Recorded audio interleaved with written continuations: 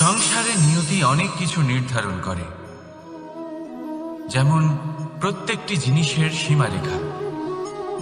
শরীরের মধ্যে থাকা জল, তার মাত্রাও এই নিয়তি নির্ধারিত করে রেখেছে। কি করে? দেখুন, যদি সঠিক সময়ে আপনি পরিশ্রম করে নিজের ঘাম না ঝরান, তাহলে কিছু সময় পরে আপনার চোখের জল অবশ্যই ঝরবে। কারণ সবকিছু যদি ভাগ্যের জোরে পেয়ে যাওয়া যায়, তাকে কর্মের দ্বারা সামলে রাখতে হয়। যদি পরিশ্রম করতে থাকেন, তাহলে যা পেয়েছেন তা সামলে রাখতে পারবেন, আর যা যা আপনি পেতে চান তা অবশ্যই পাবেন। কিন্তু যদি পরিশ্রমের থেকে দূরে থাকেন, তাহলে যা পেয়েছেন তা তো হারিয়ে ফেলবেনই, আর যা পেতে চান তার তো কোনো প্রশ্নই ওঠে না, আর বয়ে যাবে শুধুমাত্র অশ্রু। এবার সিদ্ধান্ত আপনার। কি ঝরাতে চাইবেন আপনি? ঘাম নাকি অশ্রু? রাধা রাধা।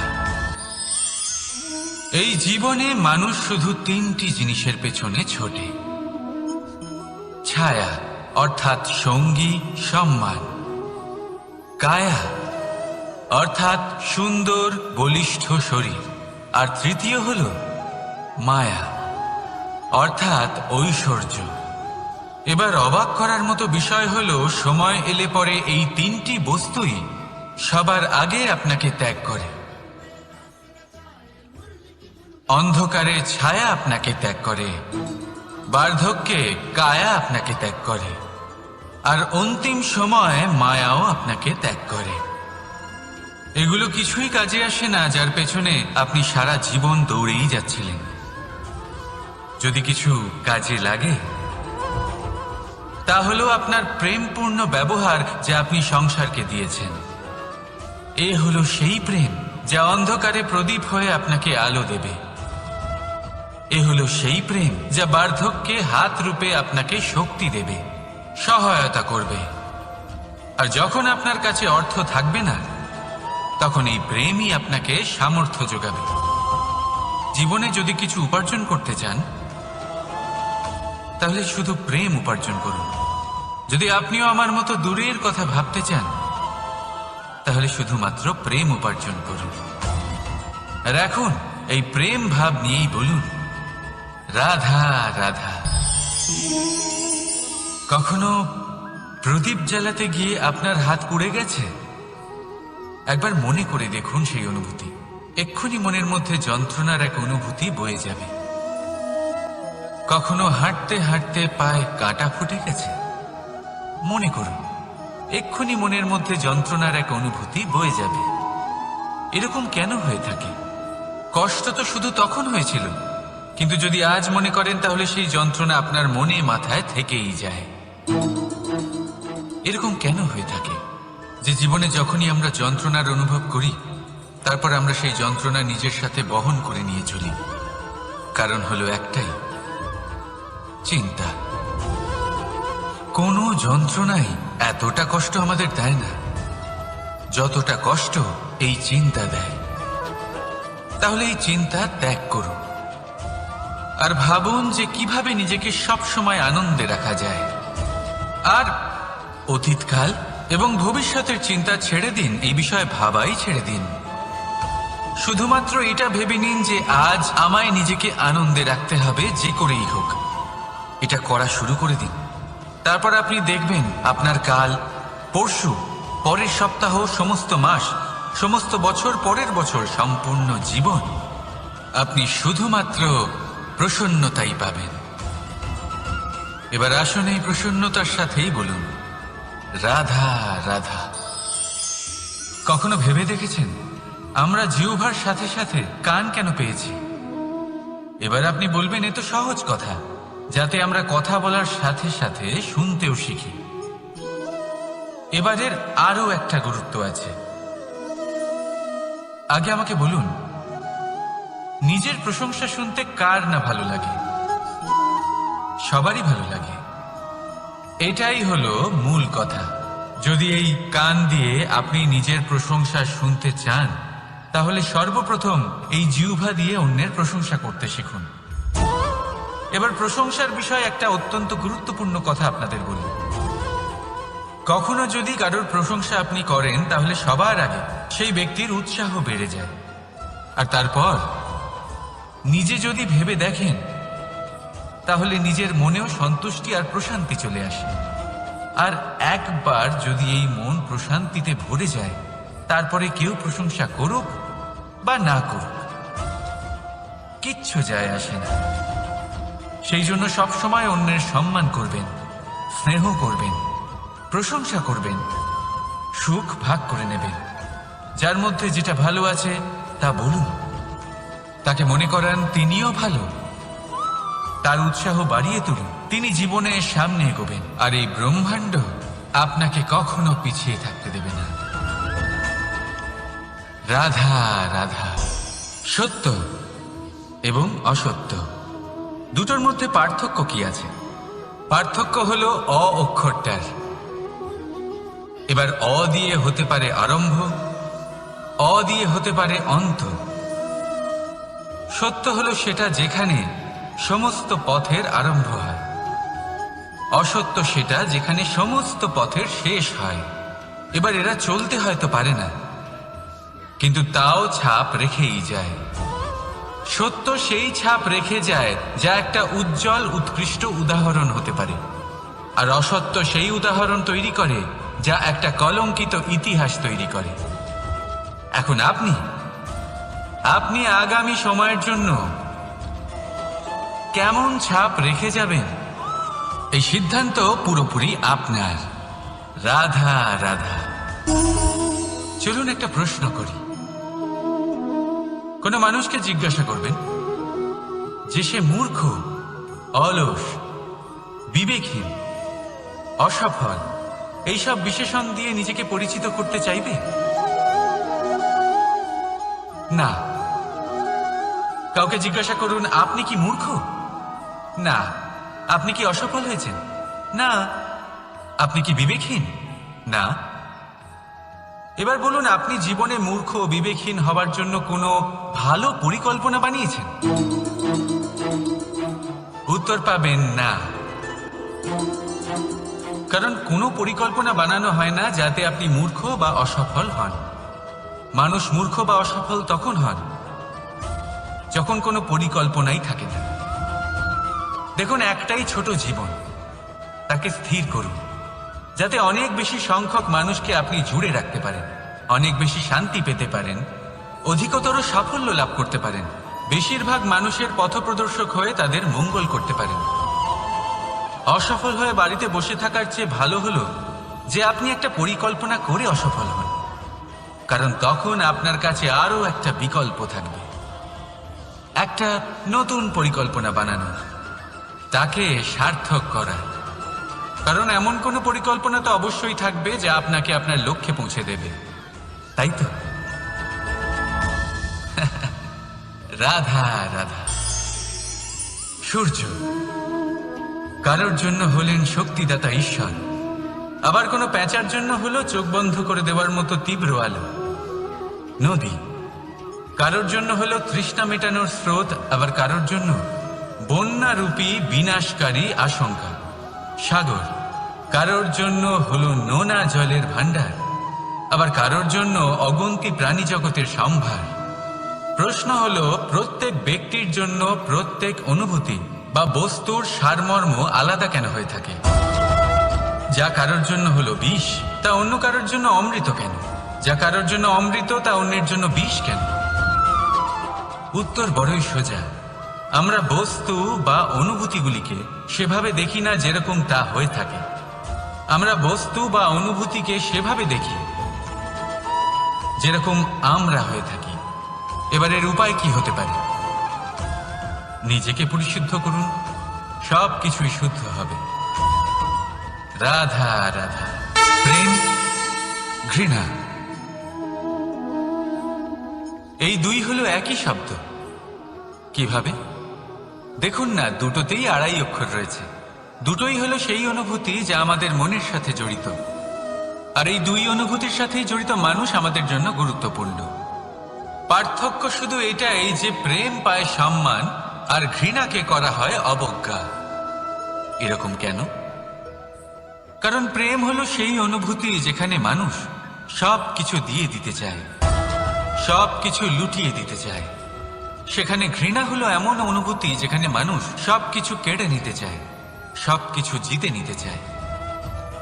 তাও প্রেমের অনুভূতি কখনো আপনাকে হারতে দেয় না, আর ঘৃণার অনুভূতি কখনো আপনাকে জিততে দেয় না। এবার কি করবেন আপনি? একটাই জীবন, ঘৃণার সাথে বাঁচবেন নাকি প্রেমের সাথে? আমি তো প্রেমকেই চয়ন করব। রাধা রাধা।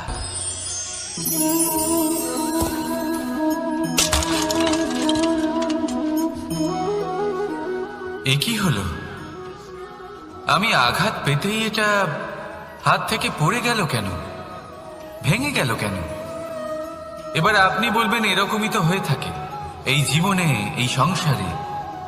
আঘাত লাগার পরে আমাদের হাতে যা থাকে তা পড়ে যায়, যা তৈরি হয় তা ভেঙেও যায়। কিন্তু এটা কি সত্যি? আপনাকে একটা কথা বলে রাখি, আঘাত পেয়ে পড়ে যাবার পরে সংসারের যে কোনো বস্তুই হাত থেকে পড়ে যাক না কেন, সাফল্য অবশ্যই আসে। যতই খারাপভাবে আপনি পড়ে যান, আপনি আঘাত পান, ভবিষ্যৎ অবশ্যই ভালো হবে। কারণ এই আঘাত, অসফলতা, এই অসুবিধা, এগুলো আমাদের এমনভাবে পরিশুদ্ধ করে যেমন আগুন সোনাকে করে থাকে। সেই জন্য জীবনে শুধু সামনে এগোতে থাকুন, দৃঢ়তার সাথে এগোতে থাকুন, আর কখনো আঘাত পেয়ে পড়ে যেতে ভয় পাবেন না। কারণ এটা আসন্ন সাফল্যের সংকেত। আর সাফল্য তখনই আসবে যখন আপনি পড়ে যাবেন, যখন আপনি আবার উঠে দাঁড়াবেন এবং আপনি আবার জীবনে সামনে এগোতে থাকবেন। রাধা রাধা। সময় অত্যন্ত কঠোর প্রভু। আপনি অনেক লোককে এটা বলতে শুনে থাকবেন, আমার কাছে এত সময় নেই, এই কাজে আসলে অনেক সময় লেগে যাবে, এই বিষয়ে ভাবার জন্য আমার সময় লাগবে।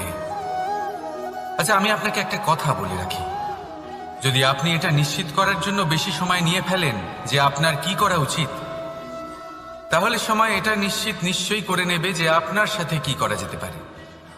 কারণ এই সময় এ কিন্তু অত্যন্ত কঠোর। যতক্ষণ আপনার সাথে রয়েছে এর সমাদর করতে শিখুন, এর সম্মান করতে শিখুন, এর সদ্ব্যবহার করতে শিখুন। যদি এরকম না করেন তাহলে এই সময়ের নিজেকে আর আপনাকে বদলাতে অধিক সময় লাগবে না। তাহলে আসুন, এবার সময় এসে গেছে ভালোবেসে বলার রাধা রাধা। এই পাথর দেখছেন আপনি, নদীর তলদেশে পাওয়া যায়। প্রয়াস করতে থাকে যাতে নদীর জল প্রবাহকে আটকাতে পারে। আটকাতে কি পারে? কখনোই নয়, বরং তার ধারালো কোণাগুলো মসৃণ হয়ে যায়। এবার এ থেকে কি শিক্ষা পাওয়া যায়? এর থেকে এটাই শিক্ষা পাওয়া যায় যে ব্যক্তি দৃঢ়তার সাথে জীবনে শুধু আগে এগোতে থাকেন না থেমে, তিনি না শুধু নিজের লক্ষ্য প্রাপ্তি করতে পারেন, বরং নিজের পথের সমস্ত বাধার অস্তিত্বই পাল্টে দিতে পারেন। তাহলে আপনি কি হতে চাইবেন? সেই ব্যক্তি যিনি নিজের বাধাকে দূরে ঠেলে আগে এগোতে পারেন, নাকি সেই ব্যক্তি যিনি অন্য কারোর পথে বাধা হয়ে থেকে তার নিজের অস্তিত্বই হারিয়ে ফেলেন? সিদ্ধান্ত হলো আপনার। রাধা রাধা।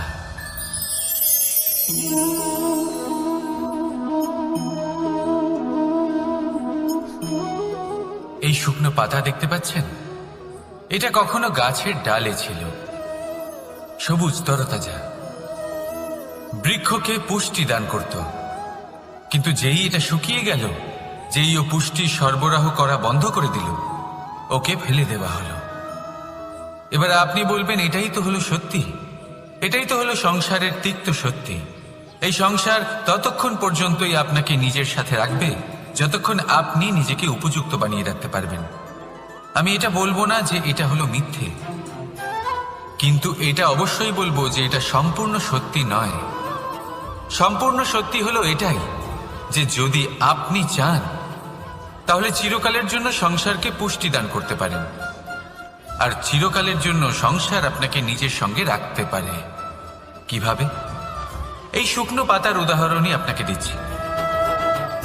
এই শুকনো পাতা প্রথমে টুকরো হবে, তারপরে বৃষ্টির জলের সাথে গলে যাবে, তারপর সার হবে, তারপর সেই বৃক্ষের গোড়াতেই সমাহিত হবে, একটা নতুন অঙ্কুরকে একটা নতুন জীবন দেবে।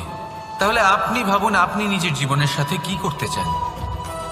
যদি কখনো আপনি পড়ে যান, অসফল হয়ে থাকেন, তাহলে আপনি কি এই উৎসাহ হারিয়ে ফেলবেন, নাকি আবার উঠে দাঁড়াবেন আর আবার এক নতুন সংসারের রচনা করবেন? সিদ্ধান্ত আপনার। রাধা রাধা।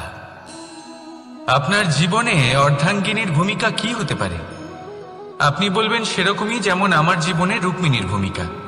এটা সত্যি, কিন্তু এটাও সত্যি কথা যে আমার আর রুক্মিণীর এই সম্পর্ক তাকে আরো গভীর করার জন্য অত্যন্ত প্রয়োজনীয় হলো আমরা প্রথমে বন্ধু হই।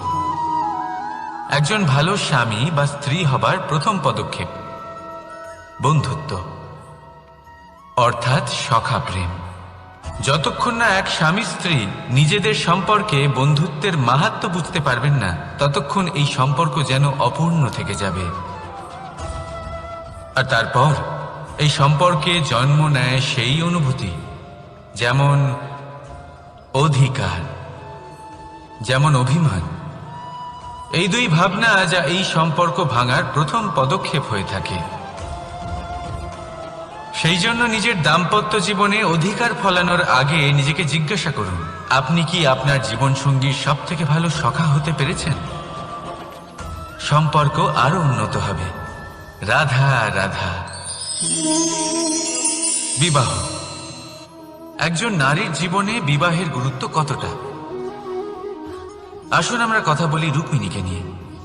একজন নারী যিনি পবিত্র মানসিকতা নিয়ে কাউকে ভালোবেসেছেন, তাকে বিয়ে করতে চেয়েছেন। এবার বিয়ে মানে কাউকে পাওয়া, মানে কারোর হাত ধরে আগামী সমস্ত জীবন তার সাথে কাটিয়ে দেওয়া। এবার আমার হাত ধরে রুক্মিণী বিয়ের সুখ তো নিশ্চয়ই পেয়েছে, কিন্তু ওর এই প্রেমের যাত্রা এর অন্ত হলো না, বরং তা শুরু হলো। এবার রুক্মিণীর জীবনে সেই অধ্যায় শুরু হয়ে গেছে যেখানে ওকে সেই মানুষকে বুঝতে হবে যার হাত ধরে সমস্ত জীবন অতিবাহিত করার সিদ্ধান্ত নিয়েছে সে। এবার এরকম একটা সময় প্রত্যেকের জীবনে এসে থাকে। প্রত্যেকের মানে আপনারও। আপনার জীবনেও এমন এক সময় আসবে, তার জন্য তৈরি থাকুন। নিজের মনে যা যা বিকার আছে তা কোথাও ত্যাগ করে আসুন, আর পরিশুদ্ধ ভালোবাসা দিয়ে, পবিত্র মন দিয়ে নিজের জীবন সাথীকে বোঝার চেষ্টা করুন, কোনো আশা না রেখে। যদি এরকম করতে পারেন তবেই কঠিন পরীক্ষায় উত্তীর্ণ হবেন, নয়তো নয়। রাধা রাধা।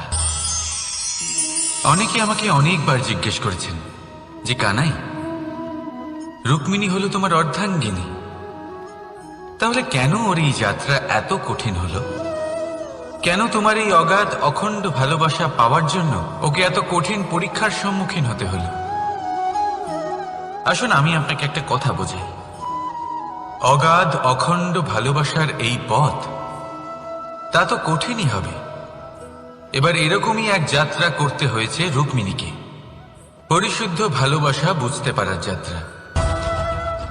এমন ভালোবাসা যা কিনা ক্রোধ, ভয়, মোহ, অধিকার, অহংকার, হিংসা এই সমস্ত বিকারের ঊর্ধ্বে। এবার এই যাত্রায় ওকে সাহায্য করবে রাধা। আর শুধু তাই নয়, আমি আপনাকে বলি, সংসারের প্রত্যেক নারী এই যাত্রা করে থাকেন।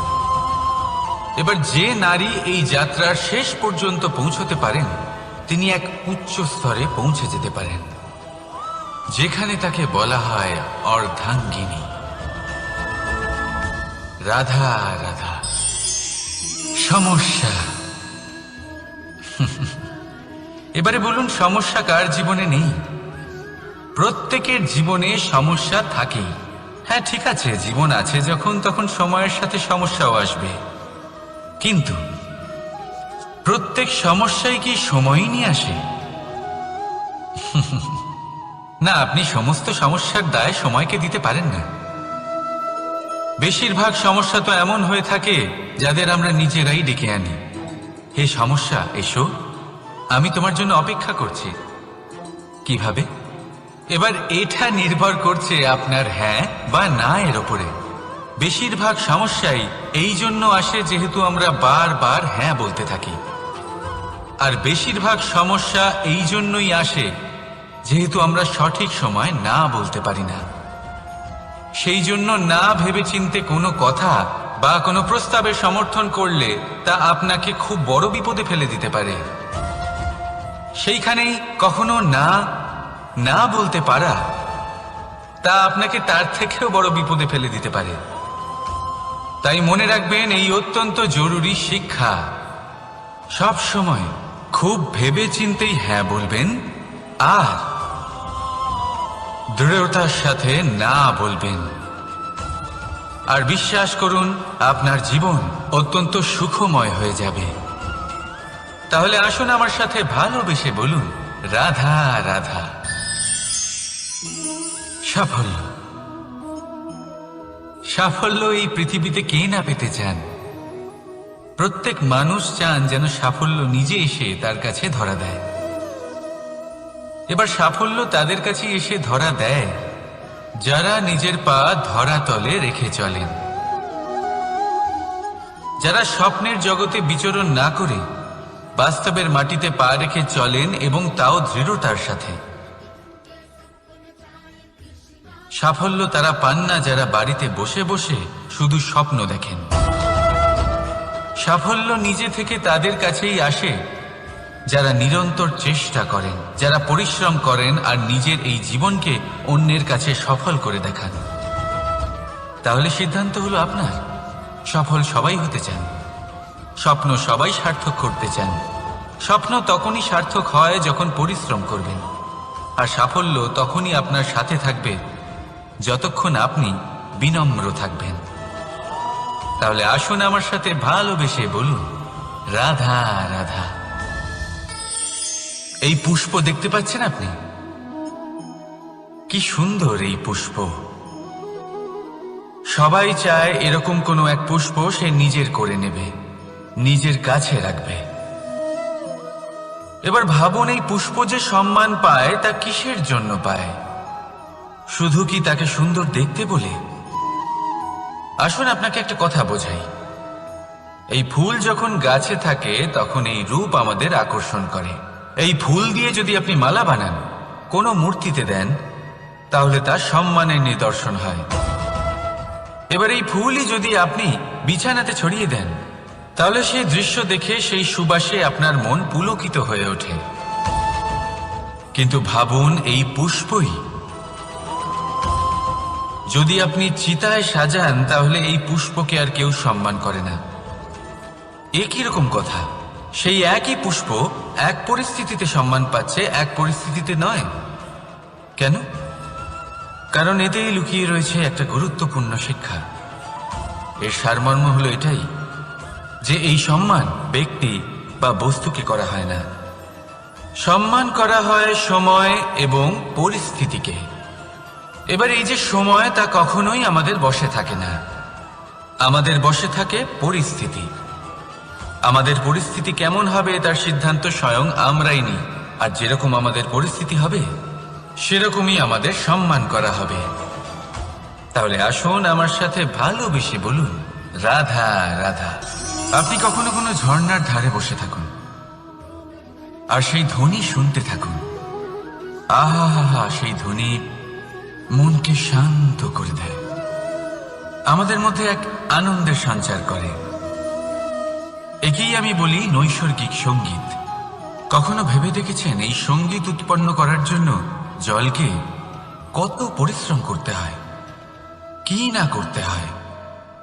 ভেবে দেখুন, সেই জল কোথা কোথা থেকে পড়েছে, কত কত পাথরের সাথে ধাক্কা খেয়েছে, কত তীক্ষ্ণ পাথরের সাথে সম্মুখীন হয়েছে, তাকে কিভাবে পার করেছে, নিজের শরীরের সাথে লেগে থাকা সেই পাথরের সাথে কিভাবে সংঘর্ষ করেছে, কিভাবে সামনে এগিয়েছে। ভাবুন, এই সব কিছু হওয়ার পরেই সেই সঙ্গীত উৎপন্ন হয়েছে। এই ঝর্ণার এই মধুর সঙ্গীত কখনো আপনার কান পর্যন্ত পৌঁছতই না যদি সেই জলের বিরোধিতা করার জন্য সেই পাথর না থাকত। এর সারমর্ম কি হতে পারে? সারমর্ম হলো একটাই, এই সব বাধার সম্মুখীন হন, এদের থেকে দূরে পালাবেন না, কারণ এই বাধা হলো নৈসর্গিক। সবার জীবনে এই বাধা রয়েছে, তার সম্মুখীন হন, জীবনের সামনে এগোন।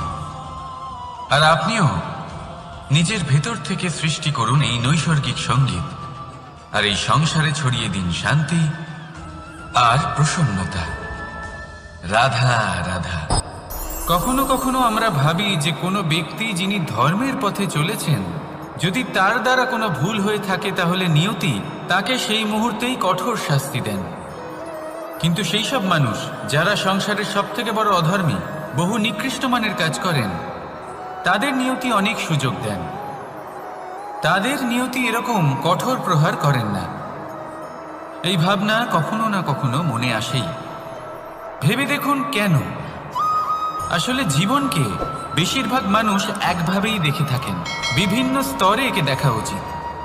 এবার আপনি বলুন, এই সংসারে কোনো অধর্মী কখনো প্রেরণার উৎস হতে পারেন?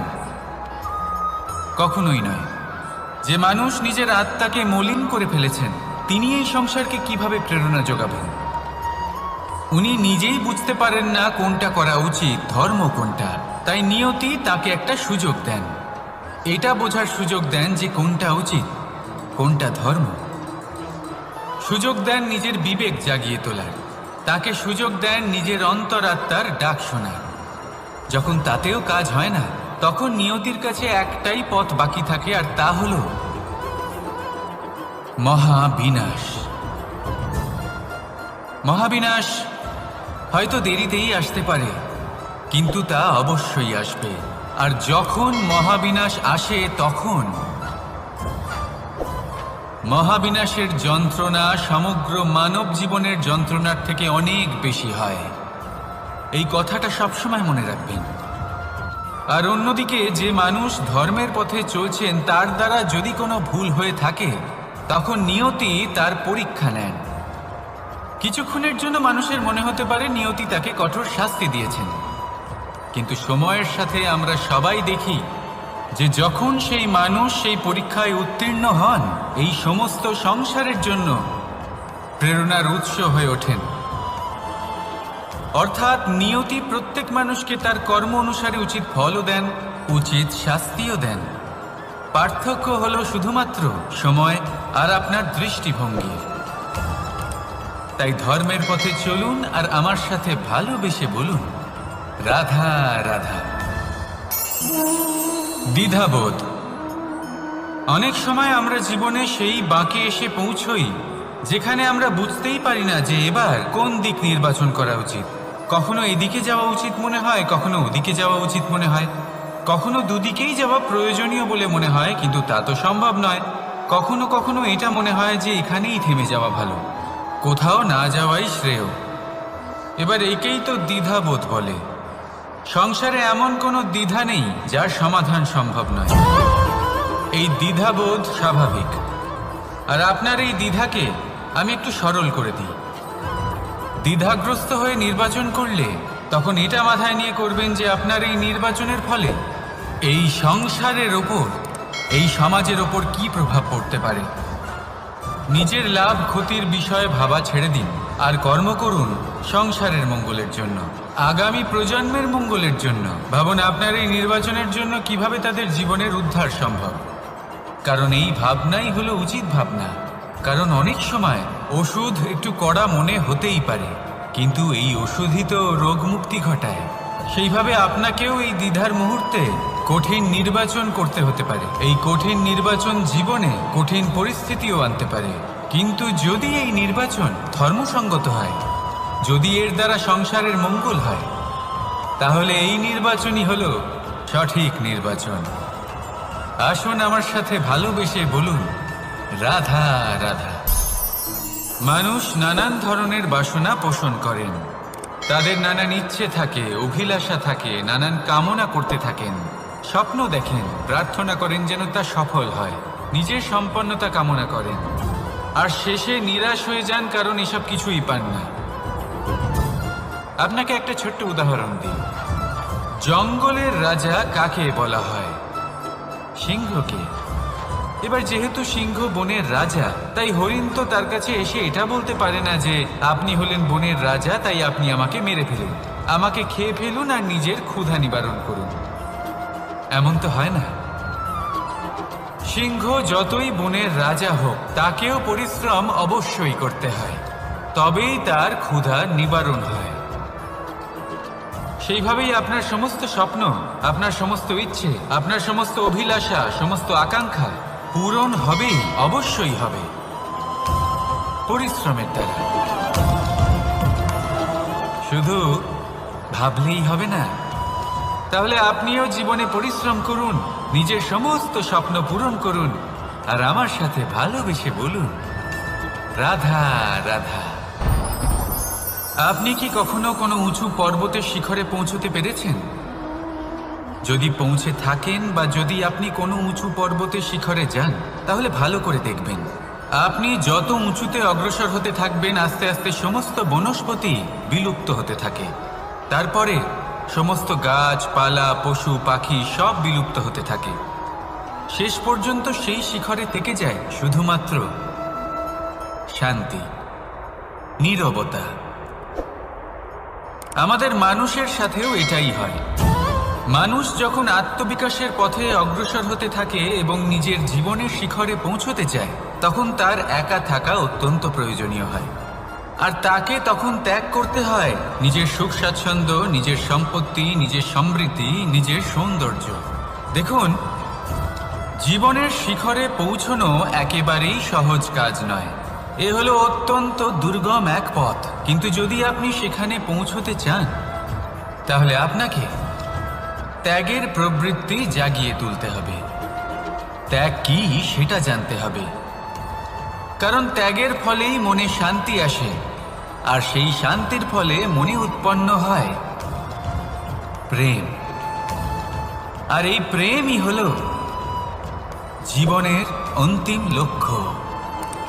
তাহলে আসুন আমার সাথে ভালোবেসে বলুন, রাধা রাধা। অধিকার, এটা না কোনো সাধারণ শব্দ, না কোনো ব্যবসা, নিজেই একটা অদ্ভুত ব্যাপার এই অধিকার। স্বয়ং ঈশ্বর মানুষকে জীবন বাঁচার অধিকার দিয়েছেন। কিন্তু যখন কোনো নারীর অধিকারের প্রশ্ন আসে, তখন সেই অধিকারের সাথে কর্তব্য জুড়ে যায়। এবার নারীর অনেক অধিকারের মধ্যে একটা অধিকার হলো নিজের স্বামী নির্বাচন করা। নির্বাচন করা কে হবে তার অর্ধাঙ্গ, এমন একজন ব্যক্তি নির্বাচন করা যিনি নিজের সাথে, নিজের স্ত্রীর সাথে, সমগ্র পরিবারের সাথে এই সমগ্র সমাজের পরিস্থিতিকে উন্নত করতে পারেন। তাহলে ভাবুন, নিজের জন্য স্বামী বেছে নেওয়া কত বড় অধিকার, আর যোগ্য স্বামী বাছা তার থেকেও বড় কর্তব্য। তাই নারীর অধিকারের সাথে যখন কর্তব্য শব্দ জুড়ে যায়, অধিকার নামক শব্দের মাহাত্ম্য আরো বেড়ে যায়। আপনিও নিজের জীবনে নিজের অধিকারের সাথে কর্তব্যকে জুড়ে দেখুন। যদি এরকম করেন, তাহলে সমস্ত স্বপ্ন পূর্ণ হবে, আর মন প্রসন্ন হয়ে বলবে, রাধা রাধা। কর্ম, কর্ম সর্বদাই শান্ত মনে করুন। ভিতের সেই ইটের মতো করুন যে শান্তভাবে 7 হাত গভীরে অবস্থান করে। সবার চোখ যায় শিখরের সেই পতাকার দিকে, কিন্তু শিখরে থাকা সেই পতাকা প্রতীক হলো ভিতের মধ্যে থাকা সেই ইটের শক্তি, যে শান্ত মনে নিজের কাজ করে গেছে। তাই এইভাবেই নিজের কর্ম করুন শান্ত মনে, সন্তোষ ভাব নিয়ে। কলরব যা করার তা আপনার সাফল্যকে করতে দিন, কারণ যখন সাফল্যের এই জয় জয়কার চারিদিকে ছড়িয়ে পড়ে, তখন কর্মের এই মৌনতা আরো শক্তিশালী হয়ে ওঠে। তাহলে আসুন আমার সাথে ভালোবেসে বলুন, রাধা রাধা। পরীক্ষা এমন একটা শব্দ যেটা শুনে সংসারের বেশিরভাগ মানুষই ভয়ভীত হয়ে পড়েন। কারণটা কি? অসফলতার ভয়। পরীক্ষা এই শব্দের যদি আমি অন্য দিকটা দেখাই, তার তাৎপর্য এই নয় যে আপনার দুর্বলতা সবার সামনে তুলে ধরবে। এটা তো হলো সেই যুক্তি যা আপনার বল, সাহস, শক্তিগুলি সবার সম্মুখে তুলে ধরবে। আগে হ্যাঁ, এটাই হলো সেই যুক্তি। আপনি নিজেই কখনো দেখবেন পরীক্ষার সময় আপনার অন্তরের অনেক গুণ বাইরে বেরিয়ে আসে। এমন কোনো শক্তির উদ্ভব হয় যার বিষয়ে আপনি নিজেও জানতেন না, ঠিক কি না? তাই এই পরীক্ষাকে কখনো ভয় পাবেন না। বিশ্বাসের সাথে নির্ভীক হয়ে এটার সম্মুখীন হন। দিনের শেষে এই পরীক্ষা শুধুই আপনাকে উজ্জ্বল করবে, আপনাকে আরো শ্রেষ্ঠ করে তুলবে। তাহলে আসুন